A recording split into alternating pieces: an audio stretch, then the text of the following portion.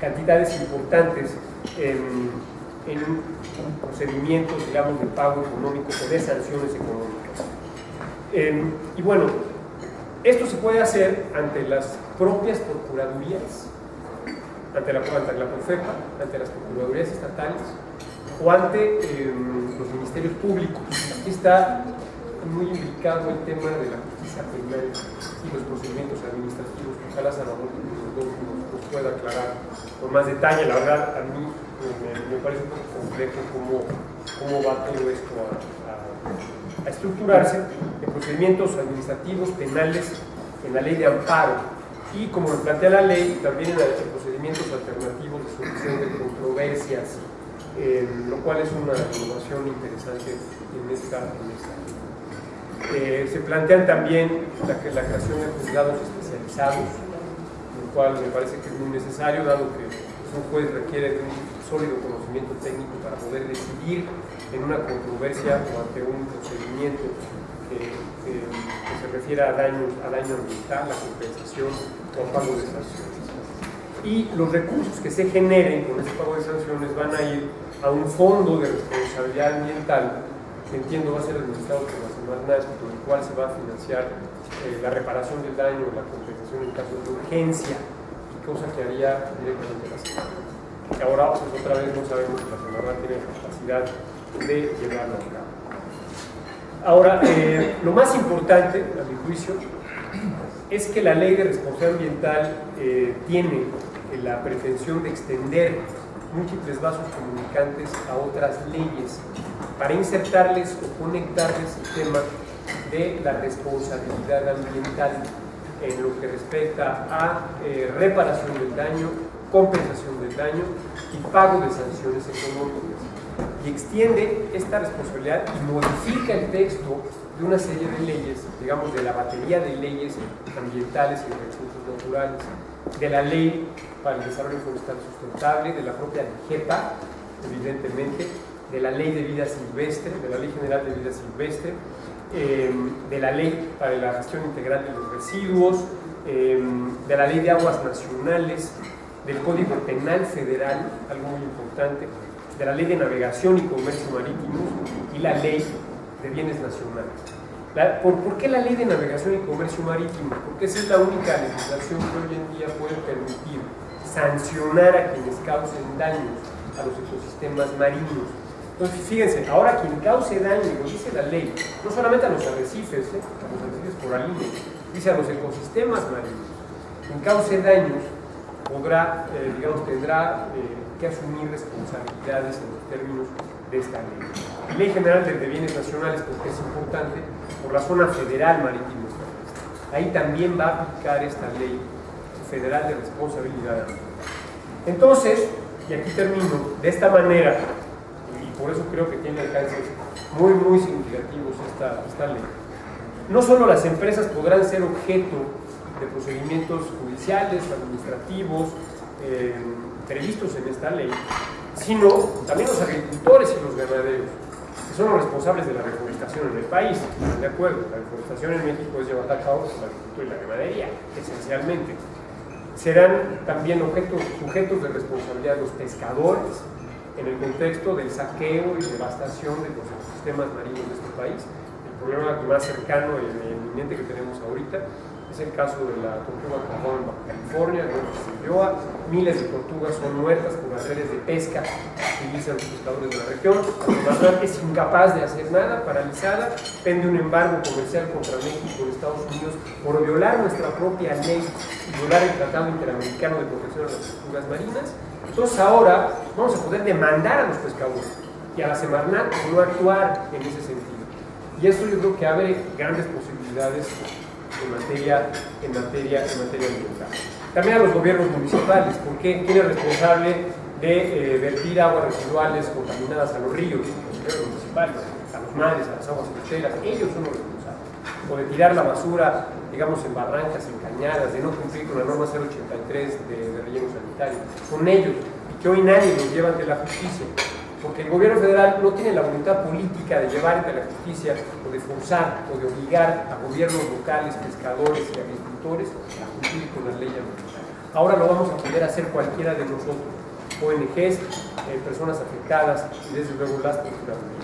Y termino diciendo que, bueno, esto en mi juicio pues implica que entremos plenamente, ya un poco habíamos tocado, dado algunos pasos en ese sentido, pero que entremos plenamente a una nueva era de activismo judicial en materia ambiental y de repliegue de la política ambiental. Esto es, ahora tendremos menos política ambiental, lo estamos viendo ahora, y tendremos mucho más activismo judicial, en gran medida en el estilo anglosajón, en el estilo de cómo se ejerce el derecho en materia ambiental en los Estados Unidos. Mucho litigio, poca política ambiental, y me parece que es a lo que vamos.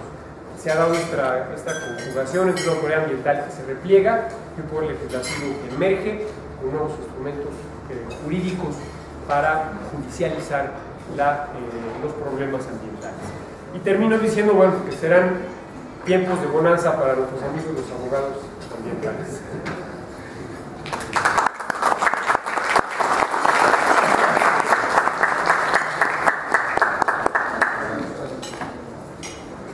Bien, le agradecemos mucho al maestro Cuadri. Me informan que por motivos de agenda nos va a las 10 me tengo que ir, pero si ya quedan 10 minutitos, no sé si podemos cambiar aquí brevemente la mecánica, aceptar tal vez 2 o 3 preguntas, simplemente para poder al menos despejar las dudas que pudieran surgir. Antes de ello quisiéramos proceder a la entrega del reconocimiento y le pido al ingeniero Carlos Juárez, presidente de la Academia Mexicana de Impacto, que haga entrega del reconocimiento del ingeniero Juárez.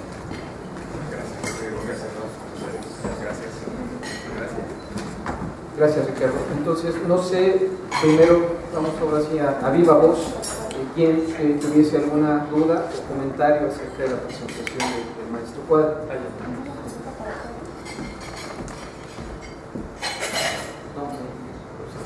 Soy Milagros Díaz, del Teorema Ambiental.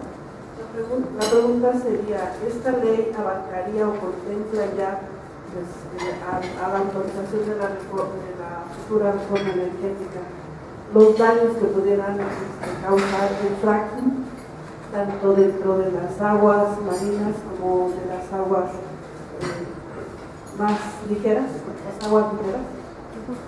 Seguramente sí, pero... Sí, bueno, obviamente la ley es de observancia general. Como que no encuentro mucho la relación con la reforma energética. Finalmente, el daño ambiental se puede ser generado o causado por cualquier persona física o moral, en este caso Pemex, ¿no? que lleva a cabo estas actividades en los océanos de exploración, explotación, etc. Por supuesto que es sujeto de responsabilidad ambiental. Independientemente de quién lo ejerza, siempre habrá un responsable, y esa persona responsable puede ser una persona física por negligencia, por omisión, o una persona moral por una serie de actividades, por una serie de situaciones. Gracias. ¿Alguien más que tenga alguna otra pregunta? Mi nombre es Eduardo Suárez, tengo la revista Periodoscopio.mx.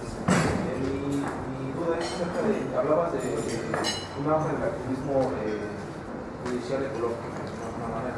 ¿Cuál sería la dinámica para empezar a incentivar que las personas, ONGs o comunidades aledañas a las zonas que se dañen puedan participar en denunciar ese tipo de actividades y que se hacen en el momento?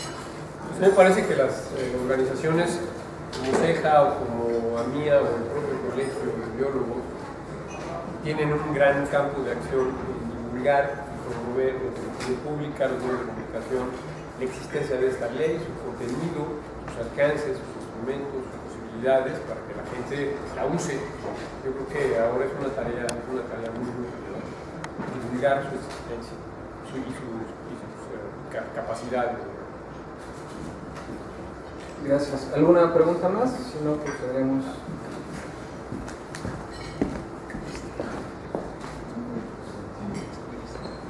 Buenos días. María del Rayo Rosaluna, soy del Colegio Biólogo del Consejo Técnico.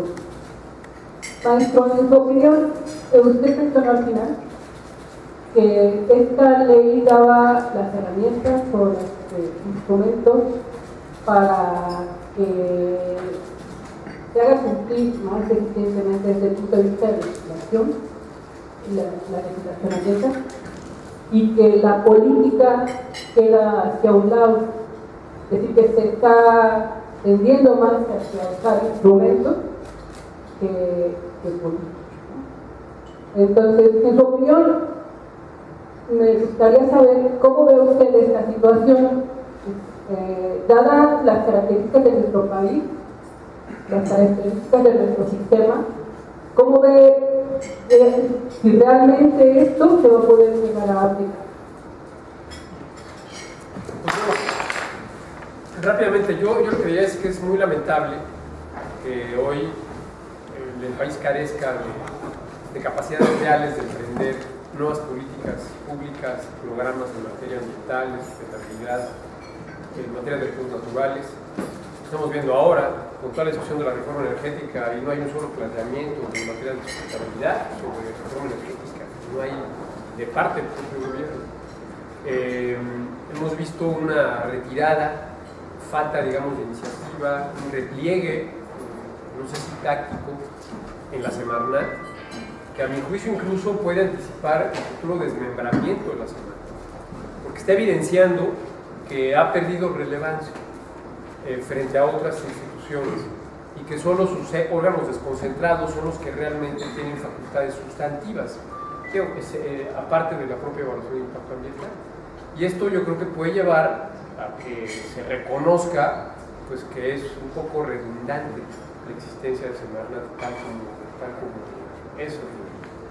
Entonces, en ese contexto de que no hay, digamos, que nos falta liderazgo, nos falta asertividad, nos falta presencia, nos faltan instrumentos claros de política pública en materia ambiental, el que surja una pieza legislativa como esta, pues llena un vacío, porque entonces ahora, dado que el gobierno no lo hace, las cosas podrán inducirse o empujarse desde la sociedad a través de procedimientos judiciales, administrativos que lleven, como ya lo comentaba yo, a la reparación, a la compensación o al pago de sanciones, o incluso a procedimientos penales.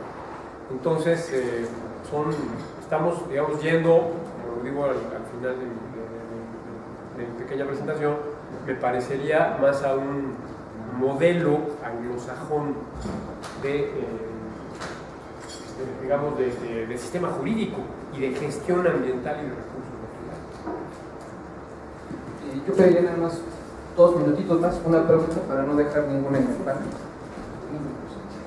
Hola, buenos días. Diana Espadas de las Ciencias.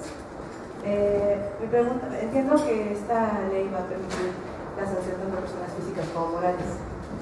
Eso a mí me suena más como a un lavado de manos de las personas morales para buscar culpables físicos. Esto es una criminalización de los productores que producen solamente por autoconsumo. A mí eso es a lo que me suena. No solo eso, sino que se ha demostrado que las políticas de carácter punitivo no sirven en un país de facción de justicia es sumamente sesgado. Entonces, yo no sé qué tanto avance esto represente, siendo que es un país que su sistema judicial es muy, deja mucho que desear, y bueno, aparte que hay productores que al rato van a ser criminales porque pescaron trucha y bueno, a la cárcel.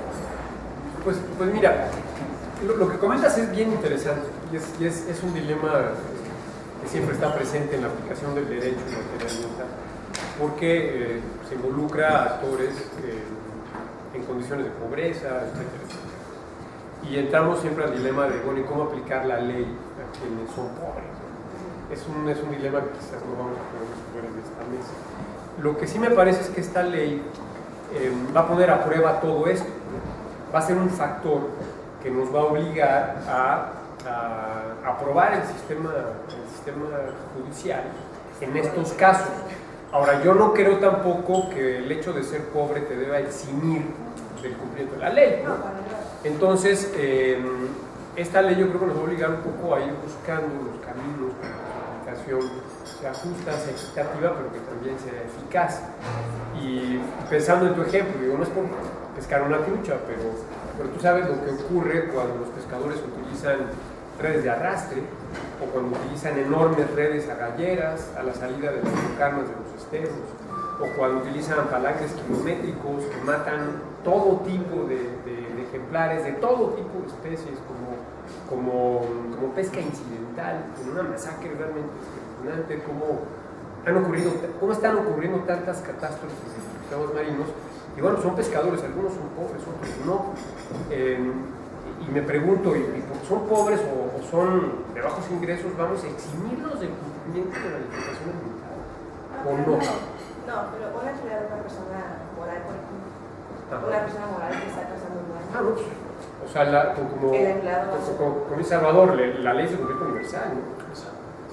No, pero además, yo creo que uno de los factores que hacen interesante y valiosa esta ley es que precisamente las personas morales van a responder adicionalmente a las físicas.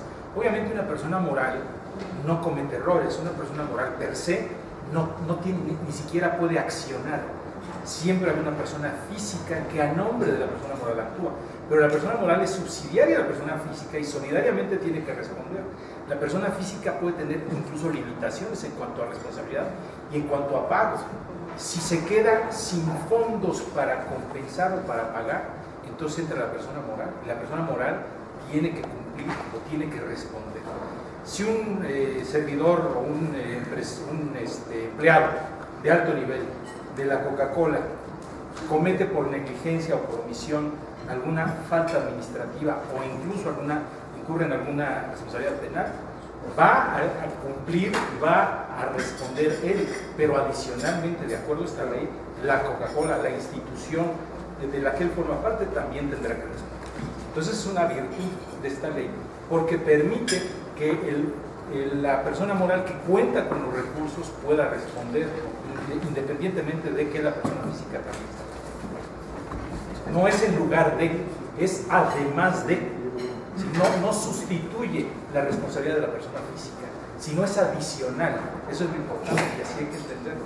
No como sustitutiva, sino adicional. Bien, muchas gracias. Vamos a continuar porque ya aquí Salvador se está adelantando en su presentación. Queremos agradecer al maestro Juárez, nos va a seguir acompañando en un momento, pero le cedemos la palabra al licenciado Salvador Muñoz Hernández, quien es licenciado en Derecho por la Facultad de Derecho de la Universidad Nacional Autónoma de México. Realizó una especialización en Derecho Internacional en la unidad de posgrado de la Universidad Nacional Autónoma de México y adicionalmente es diplomado en Derecho Ambiental por el Ilustre Colegio de Abogados de Madrid, España, y en Derecho Ambiental y Recursos Naturales por el Instituto Tecnológico Autónomo. Actualmente cursa el doctorado en Derecho Ambiental a través del programa tripartito que ofrece la Universidad de Alicante, España, la Universidad Autónoma Metropolitana y el Instituto Mexicano de Investigaciones en Derecho Ambiental. Ha sido abogado postulante, servidor público, legislador en el Distrito Federal y diplomático del gobierno mexicano. En diciembre de 2003 fundó el Centro de Estudios Jurídicos Ambientales, Asociación Civil, del cual es presidente y director. Igualmente fundó y dirige la revista Derecho Ambiental y Ecología. Es socio director de CEJA, Derecho y Desarrollo Sustentable.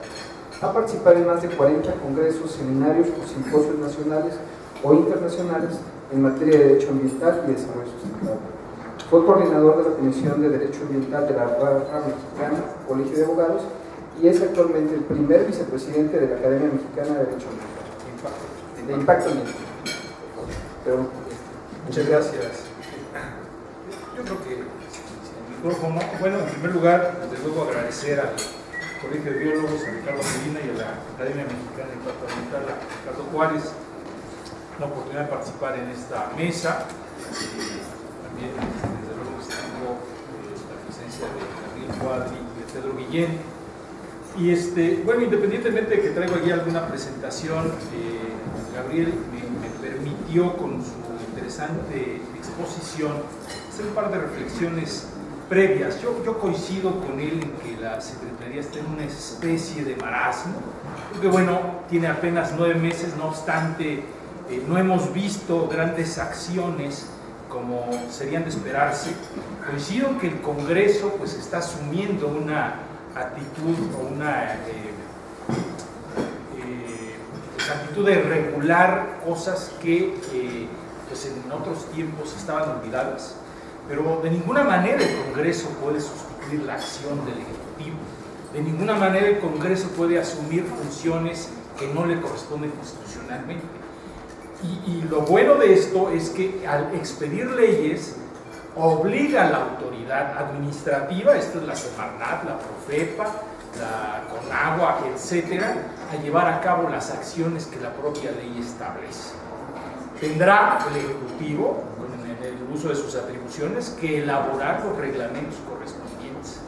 Pero desgraciadamente hemos visto, sobre todo en los últimos años, y me puedo referir a la ley, a la reforma última de 2003 de la Ley de Aguas Nacionales, que el decreto mediante el cual se expidió esta ley le daba un año al Ejecutivo para expedir el reglamento de la ley. Estamos en 2013, van 10 años que el Ejecutivo no ha podido elaborar el reglamento de la Ley de Aguas Nacionales. Cuando se hizo la reforma constitucional del 8 de febrero del 2012, que precisamente le da el marco constitucional a esta ley, ¿no? que establece que se generará, que habrá responsabilidad a quien genere daño ambiental, el transitorio le da 6 meses, se pasó un poco el Ejecutivo, el propio legislativo,